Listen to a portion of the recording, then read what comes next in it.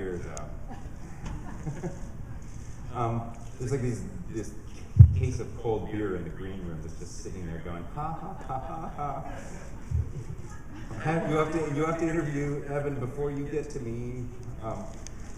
We get a little go fast. We get a little punchy at the end of these things, but we're gonna have some fun here. So last year, when we sat here, probably in these very chairs, from what I recall, I was needling you endlessly at the opening about what your revenue model was. Yeah, it was really annoying. Yeah, I'm sorry about that. And then every time I saw you, even socially, I just kept needling you. It was awful of me. But not that we hang out social. My goodness. Now you have an answer, right? So you've done, well, you have the beginnings of an answer. Yeah. You've got the promoted tweets, you've got the promoted followers, you've got the promoted trends. Promoted trends, promoted tweets, promoted accounts. Promoted suite of products. Right, yes. a promoted suite. Yes. So how is that model doing? How's it working? It's going great so far. I'm surprised you would say that. I would have thought you said, oh man, it's been a build disaster, I need a new revenue model. Well, it's early yet. Yeah. So we have to see, but we're enthusiastic. Can you give us a sense of the scale of it? The reported numbers have been, $80,000 to $100,000 for a promoted trend a day. So if you just do the math at 100,000, you go, that's $36.5 million of revenue right there. I haven't done the math. We have people who a do finance math? department that does math. Right. But I can tell you that our biggest challenge right now is that there's way too much demand for the supply. So that's why we've been ramping up our sales team to get people in the door. So we've kept it small, and we purposely kept it small so we can test very thoroughly and learn from what's happening and get feedback from the advertisers. So it's about 40 advertisers so far. We expect to be in the hundreds by the end of the year. But the response has been really interesting in most cases. And the promoted trends have been working really well. And that was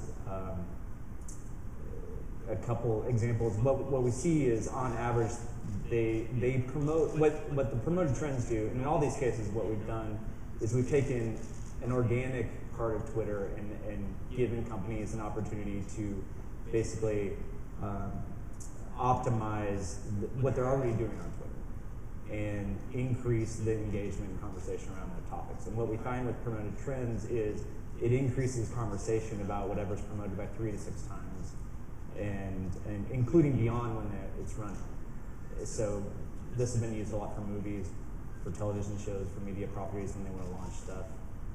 AMC just launched The Walking Dead with a promoted trend, and we're very happy. When I asked my followers on Twitter what questions they might ask you, one of them was from the guy who bought that in Deep Focus. He said, hey, that really helped, thanks. Right. But then he said there was another one that didn't work so well, but then he said maybe Can't bat 1,000. Yeah, can't bat 1,000, but 50% ain't bad. And also, it's also, is the movie any good? Because you have a signal in terms of whether or not something continues to get promoted. Right? Yeah. So that's a big part of why it took us a while to roll this out, is because we thought, well, we can't just put stuff in front of people. If they don't care about it, then it doesn't do them any good. It doesn't do advertising any good. So we built some technology, and we have what we call resonance score for every tweet.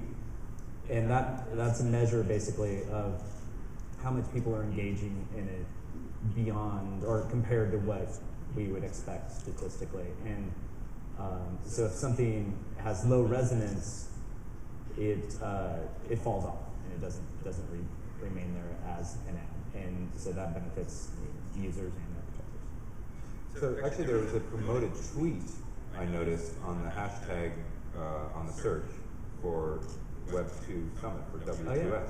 Yeah. And I didn't recognize the advertisers. So that's a different system in terms of how did that happen? And where's my commission? I'm kidding on We'll that. talk about that next year. I don't know how that happened, to tell you the truth. I suspect that people knew there was going to be a lot of... Twitter's always been great for events, and this is a big event that Twitter users are searching on and watching the conversation, and it makes sense. Someone wants to be there, right? Someone wants to be at the top of that conversation, wants to reach this audience and the millions of people who are watching along at home. Well, but it's been now, I mean, really 6 months or so, even a little longer, since you've been experimenting with this. So do you think you've learned enough to be able to say, we figured it's enough out to say, I have a strong revenue model? The math looks good, and I'll tell you, most of the advertisers are coming back, and they want to buy more. And if we're optimistic about what it means for our business. We know we're also at the very beginning of it. So if, I'm not going to make any guarantees, but we feel good about where it is. It's, there's a million ways to make money with Twitter. We'll probably try a few more. And we're not married to anything we're doing now, but we're pleasantly surprised. Actually, it's done better than we even expected. So that's going to go well. That's certainly good. Let me ask you another question that relates to revenue, which is another one of your sources of revenue, and it was pretty much a central story last year, is the Twitter Firehose and access to the Twitter Firehose. Like a lot of different platform services, anyone can access this and sort of sit from it, but not the whole thing. And the whole thing, you reserve the right to enter into a business relationship with parties to do that. And some of those were announced last year here. Right. Since then, what strategic announcements have you made? And in particular, when you talk about, I don't even know how to pronounce GNIP. GNIP, I thought it might be. You announced this today, right? Or yesterday? Yes. Which is a sort of a half hose, and they're going to be a reseller of that. So can you tell us a little bit about that? Right. We had all these funny names for the different hose versions internally. We had hose bird, and hose dog, and garden hose, and half hose may as well be in there as well. So a year ago here we announced Microsoft and Google relationships where we licensed them the Firehose and public tweets to incorporate in their search engines. We later added Yahoo, so we have all those guys. But what's happened since is we've gotten just way more demand than we can service for that data. And the point of those deals was never primarily about revenue. It was, we believed that it was good to get more distribution of the tweets, and because the whole point of them is to help people know what's going on in the world, and these search engines are where people are going in many cases to find out what's going on. So we thought it was a win-win for users and for the search engines and for us to get this distribution.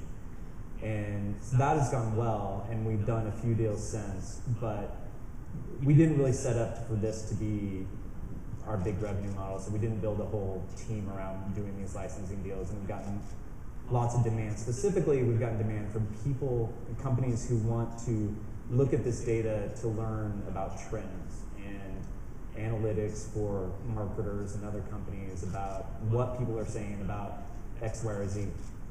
And there's a million ways to slice and dice this data, and a lot of companies that are in that business, and we're not really in that business. So what we did is we formed this partnership with GNIP, and where we give them the Firehose and they do the reselling of it. And that's that half the Firehose is enough to, more than enough to do statistically relevant analysis on almost any topic. As I understand it, what is being resold is the ability to sort of derive pattern from the data, not to show the data. That's right.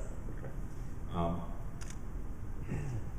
One of the themes throughout the conference, and you get to be the guy at the end who ties it all up with a bow, is can't we all just get along?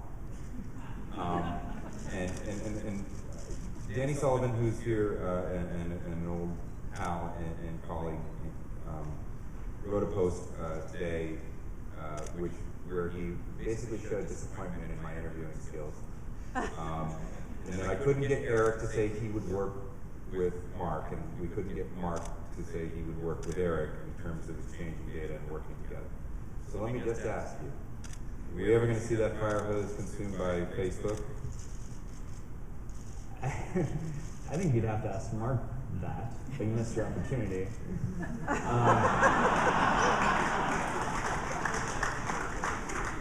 Always willing to We put up a tried. card right in front of myself that you can hoist me on. You also didn't ask Mark why they blocked us from doing the integration with. Well, this is along the lines of the Like, we all get along. Yeah. So are you frustrated by that? Are you? You know, sure. I mean, we'd like our users to be able to tap into Facebook to make their Twitter experience better. Twitter does integrate with Facebook to a certain degree. Yeah, A lot of tweets go that all way. my tweets go into Facebook, but I can't tweet out. Right. But I don't know, not everything, I understand their position. They see their social graph, I think, is their core asset, and they want to make sure it's fair, that they want to make sure there's a win-win relationship with anybody who accesses it. Right. And so, we're talking to them often, seeing if there is a way to work together, but so far, neither side has, found out a way to do that other than what we do already. Right. So we'll see. We'll see. Recently, you led a charge inside Twitter that has ended up as what was announced as the new Twitter. New Twitter. A redesign of Twitter is, I would say, it's hard actually to make it cleaner, but it has more on it. But it feels cleaner. It has the pane on the right side, Right. Where you see the promoted tweets and a feature that I find quite evocative, and I don't know if the audience does as well, which is the suggested users to follow. Mm-hmm. I don't remember the exact nomenclature, but Who to follow? yeah, who to follow, Which is improper grammar. is it? Well, I imagine tweet wasn't a verb before you showed up, so improper grammar. My mother's gonna kill me. She's an English teacher, but so how does that? How did you led that charge? And you recently announced that you moved from CEO to focus on product, and this was your sort of big focus. How is that? What have you learned from that? Do you consider that a success? Yeah. A couple questions wrapped up there. Yeah, so new Twitter, we're in a transition as a company right now and over the last few months in which, if I look at the history of Twitter, I feel like we spent very little time improving the product, either adding functionality or improving the user experience. And that's because we had to spend all our time scaling and ramping up our team and infrastructure. And we got to a point earlier this year where that's part of the reason also why we didn't launch any monetization efforts before this year. And we got to a point where we actually had the time and resources to do improvements that weren't just superficial improvements. And so we had a team that was going to redesign Twitter and to just do lots of stuff that we knew needed to be done. And we knew this from user tests and our own observations. And I wanted to push the envelope a little farther. I thought that we needed to find a way to expand the functionality of Twitter and make it more efficient, and also drive discovery of content within Twitter without complicating it. And I worked with our this awesome team of engineers and designers to design this new product. And that was really fun, and it's really the beginning of where we see Twitter going. And at the same time, we have all these other teams that are innovating on different aspects of the product, from mobile to the monetization to relevance and search. And so back to my roles, this is my 4th role at Twitter, and I've changed it over the years based on what I thought would be most helpful for the company. And since I've always been a product guy, the fact that we now have all these resources to actually do product development for the first time, I want to spend all my time working with these designers and engineers to do that. I think that's how it can be most valuable. And so give the CEO reins over to Dick, who's been our CEO for a year, and it's going great.